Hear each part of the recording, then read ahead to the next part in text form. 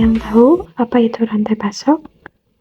Jadi, rantai pasok adalah suatu sistem terintegrasi yang mengelola aliran produk pertanian dari hulu sampai ke hilir atau konsumen secara efektif dan efisien. Lalu, tujuan dari supply chain management yaitu untuk memaksimalkan nilai keseluruhan yang dihasilkan untuk memenuhi kebutuhan dan permintaan dari customer. Bagaimana rantai pasok cabai rawit di Kecamatan Cipatujah, Kabupaten Tasikmalaya? Baik, di sini ada pola distribusi. Pola distribusi rantai pasok cabai rawit menjabarkan 3 komponen. Yang pertama, aliran barang, yang kedua, aliran keuangan, dan yang terakhir, aliran informasi.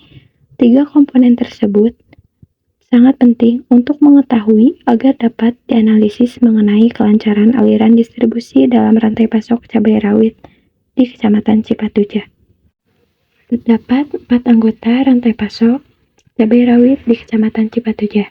Yang pertama, petani ke pengepul lokal. Jadi, cabai rawit yang dihasilkan petani dijual ke pedagang atau pengepul lokal yang berada di kecamatan tersebut. Dengan harga kesepakatan sebelumnya, lalu pengepul mendistribusikan dan memasarkan cabai rawit dari petani ke tengkulak pasar. Lalu yang kedua, pengepul lokal ke tengkulak pasar.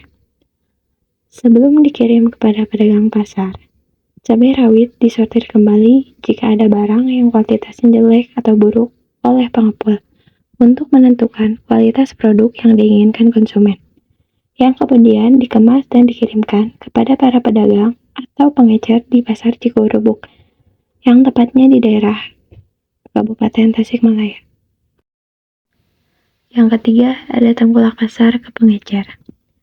Setelah pedagang pengecer yang ada di Pasar Cikurubuk menerima cabai rawit dari tengkulak, cabai rawit tersebut didistribusikan oleh tengkulak lalu dijual langsung kepada konsumen dengan harga jual yang ditentukan oleh pengecer dan memperhitungkan harga beli, keuntungan, dan risiko penyusutan barang yang diterima pedagang pengecer. Nah, yang terakhir ada pengecer ke konsumen. Pada tahap rantai distribusi cabai rawit, pedagang eceran memegang peran penting dalam menghubungkan petani atau pemasok dengan konsumen akhir.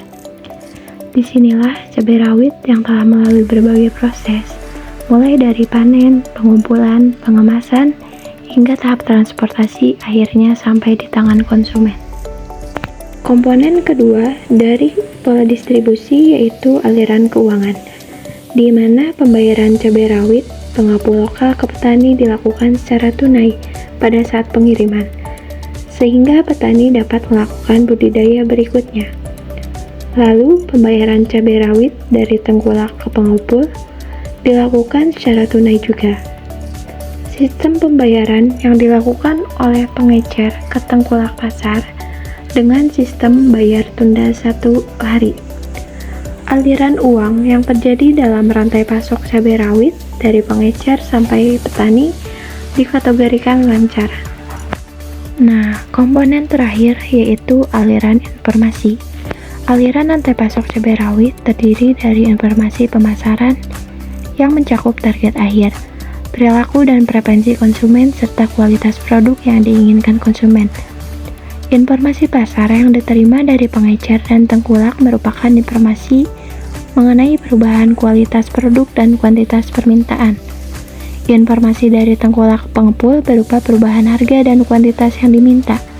Bagi petani, informasi yang diberikan pengepul berupa perubahan harga. Aliran informasi mengenai rantai pasok cabai rawit tergolong lancar.